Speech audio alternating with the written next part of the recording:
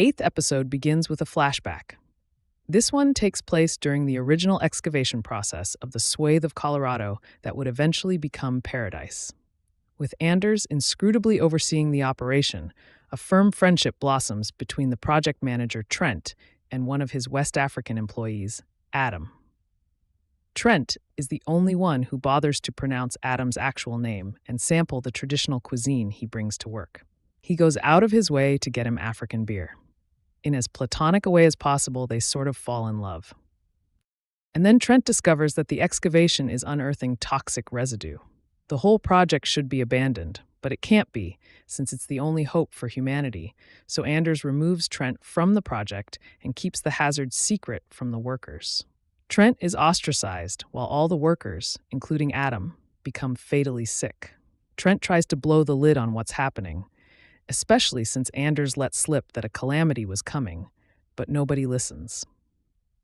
He drives himself mad on a concoction of grief and guilt, becoming a conspiratorial loner in the meantime. In his isolation, Trent builds a gun, hides it in a boom mic, and disguised as a journalist, attempts to shoot Cal on the White House lawn. This is the assassination that Xavier intervened in earlier in the season.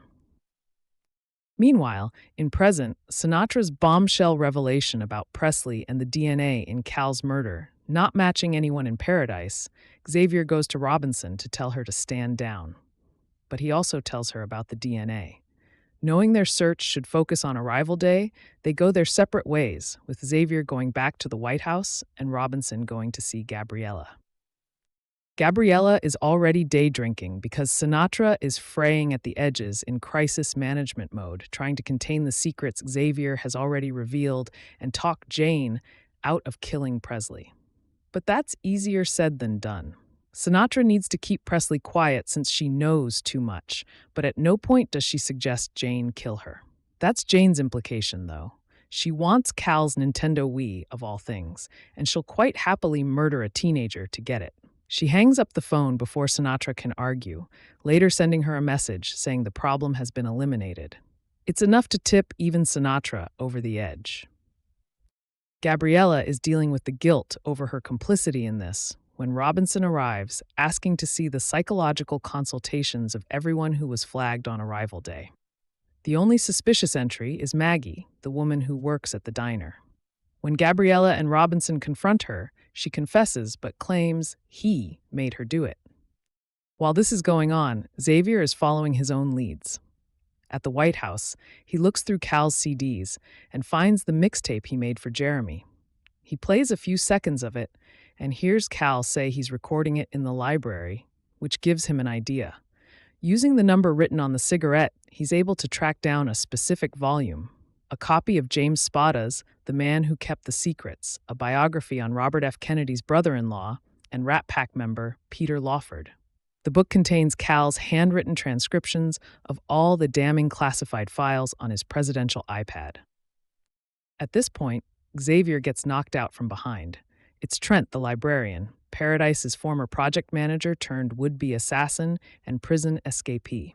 While Xavier is coming to, he relays his story. He was imprisoned in Colorado, close to the site he knew would eventually become Paradise. When the end of the world came, he used the chaos to escape, and disguised as a guard, he killed a husband and wife who were approved to settle. He took the husband's identity and gave the wife's to Maggie, who he met sitting in a car outside, eating junk food and smoking.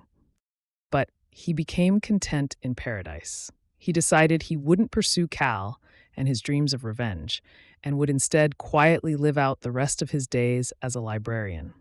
But when he saw Cal in the library that day he went to record the mixtape, all the emotions came flooding back.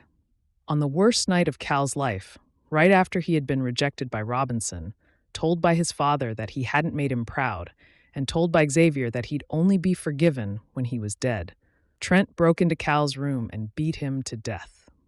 Trent takes the copy of The Man Who Kept the Secrets and leaves, determined to expose what happened in Paradise to whatever remains of the world. Robinson arrives at the library soon after to free Xavier. They both go after Trent together, pursuing him to the roof of Paradise, the rafters, with all the complex lighting arrangements that create the simulacrum of a sky. With nowhere else to go, Trent throws himself from the top of the dome, plummeting down from the top of the sky and splattering on someone's roof. After, Xavier goes to report what happened to Sinatra, who implies tearfully that Presley is dead. She clearly believes what Jane told her, and equally clearly is devastated by it. But not as devastated as Xavier, who collapses to the ground in grief, though only to spring back up with a hidden gun that he uses to kill Sinatra's bodyguards and turn on her. Xavier doesn't kill Sinatra because Jane shoots her first. She tells Xavier that Presley fine, that she has been with her the entire time, and in his excitement, he doesn't stick around. Jane has shot Sinatra non-fatally since she may need her in the future, but she's in no fit state to tell anyone what happened. The last we see of Sinatra, she's on a ventilator. Jane is playing the Wii, just as she always wanted, and nobody is any the wiser that she's a maniac. At the end, we see Jeremy inspired by his father's mixtape, urging him to fix the world he built if he doesn't like it, seems to be at the head of a burgeoning resistance movement. There's a notable power vacuum in Sinatra's absence that the billionaire donors can't stop squabbling over, and Xavier, crucially, is leaving. With reassurances from Robinson that she'll protect his kids and blessings from the kids themselves, Xavier uses Cal's notes in The Man Who Kept the Secrets to plot a course for Atlanta. He's going in search of Terry. Episode 8 of Paradise ends with Paradise's doors opening, bathing him in real sunlight as he mutters, "I'm coming, baby. We'll be there."